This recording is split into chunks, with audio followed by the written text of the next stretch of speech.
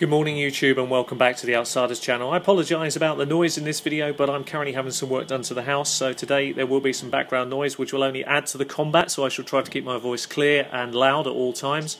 That could even be the sound of the crowd getting restless for this fight. This is the first fight. In this particular one we have Madison in red, which is Shyne versus Jose, I think that's probably how you pronounce it, I do apologise, which is Samuel. Now, both combatants vastly different in what they do. Madison is clearly a lightly armoured individual, but do not let that put you off from his skill.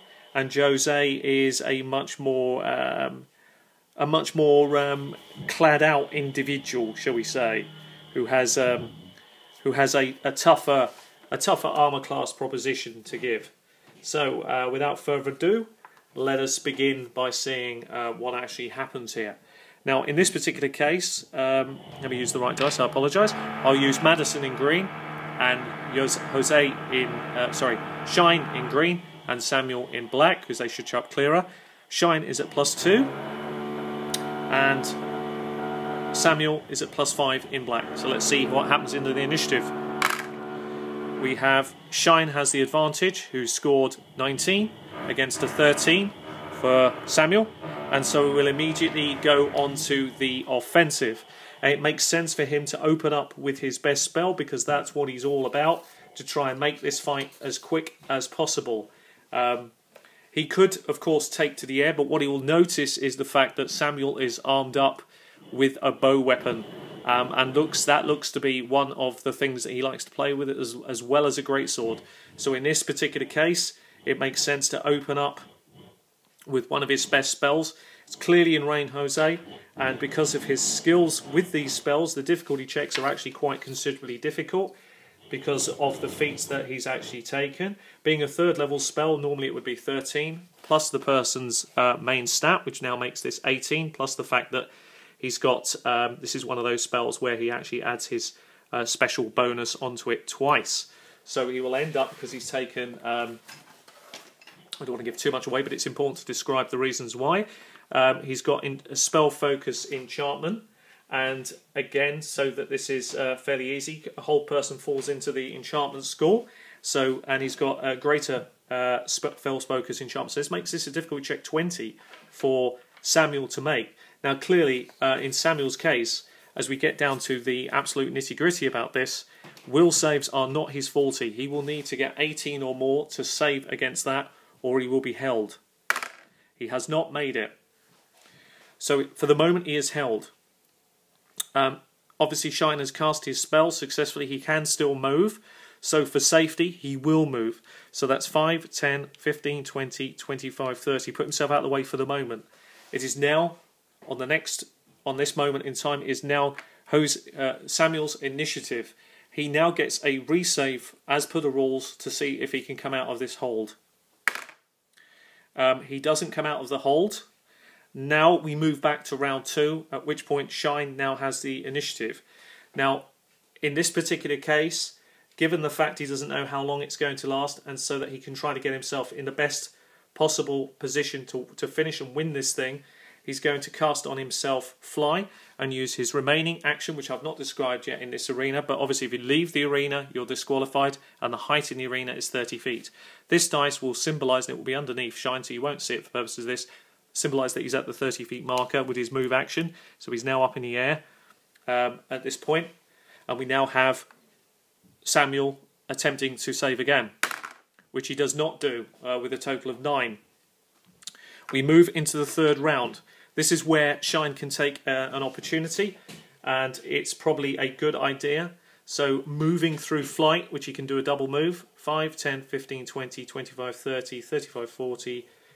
Where were we? Yeah. 5, 10, 15, 20, 25, 30, 35, 40, 45, 50, 55, 60. He can't quite close the distance. So let's say 5, 10, 15, 20, 25, 30, 35, 40, 45, 50, 55, 60. He can't close the distance no matter what I do, so he'll get as close as he can. I'm just going to resort to just quickly checking that I haven't outdone him. I'm not sure if I've given him enough movement. I think I have. It's still the same. Yeah, 60 feet is fly movement, so yes, that's correct. That's as far as he can move. It is a risk getting closer, but it's a risk worth taking. Samuel gets his another save attempt, which he doesn't make.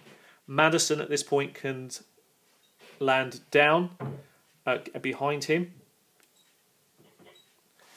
It's a risk, but worth taking. He doesn't make his save. This time, Madison is going to do a full round action. Basically, this is a coup de grace. He's got his quarterstaff out. He's aiming at the back of his head while he's incapacitated. If he does not make this save, this means that Madison will be able to potentially deliver the coup de grace under the coup de grace rules. So will Samuel make his save or not? Or is this the end of the fight for him? Let's see. I'm afraid on a natural one, the gods are not with him. So it means that Madison may, of course, attempt his coup de grace. Now, what I'm going to also do again for reference point here is coup de grace very simply means that somebody can deliver a critical. It is an automatic critical, doing maximum damage.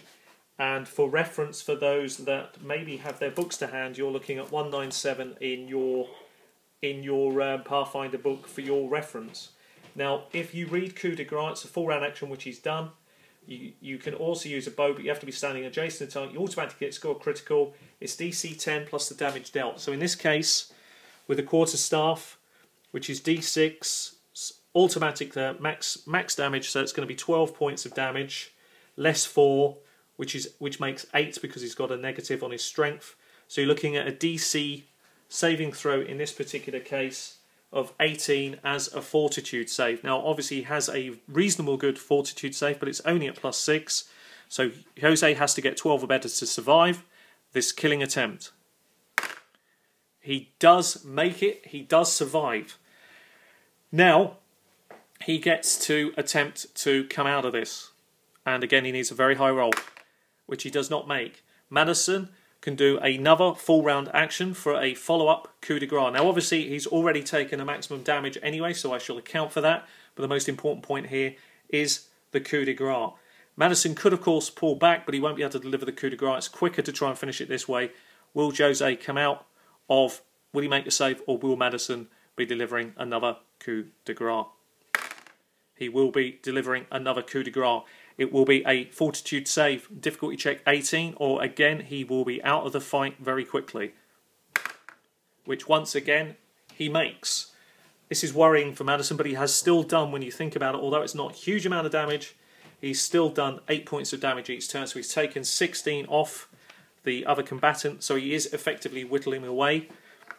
At which point, once again, having made his save, Madison will, of course, go, for the moment, will go into the situation of full coup de grace, and we'll see at this point whether Samuel first gets out of the hold, which he doesn't do on a natural one again. The coup de grace potentially is delivered. We know it's going to be 8 points of damage, and the question is, will Samuel survive? It's his third coup de grace. Can he do it again? No. At this point, the battle is finished. An 8-minute 30 fight, which was pretty much in the bag for Madison from the beginning, or Shyne. Congratulations to Shyne, who had Samuel up against the ropes. It was fairly effective. I apologise to Samuel. It was one of those things, one of those fights. Thank you for watching. I've been Sean Connors. This has been Outsiders, the Gladiator Tournament, fight number 1. Hope you've enjoyed it. Till the next time. Bye-bye.